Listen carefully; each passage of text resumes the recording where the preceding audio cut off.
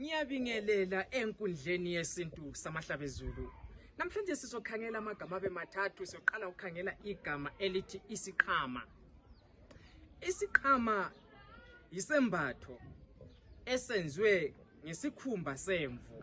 Siyathukwa isikhumba semvu nxa kusenziwa isiqhama, kanti leyo mvunulo ngiyabantu besifazana ivunulwa ngokuyembatha emhlane nxa kugodola.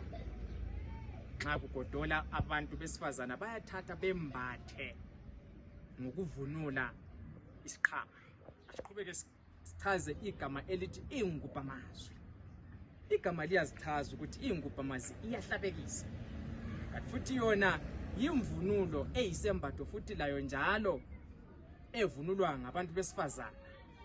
Ikakhulukazi inikezwa intandokazi eyinikezwa ngumnyeni wakhe ebonisa uthando.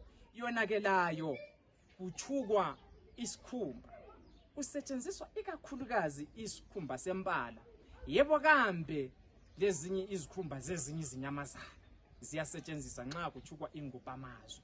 Ivunulwa ikakhulukazi futhi njalo emidlalweni okanye emcimbini emikhulu. Ingubhamazwi leyo yenziwe ngesikhumba. Asiqhubeke sikhangele umsisi. Umsisi yisidwaba sabantu besifazana, sona sithungwa ngamalembu amnyama esenziwa amabuko. Layo futhi leyo mvunulo ivunulwa nxa kuceciwe kuyiwa emcimbini emikhulu okanye emidlalweni. Asibonge Mthwakazi omuhle, sizabuya sihlangane futhi kuhlelo lwakho enkundleni yesintu samahlabezulu.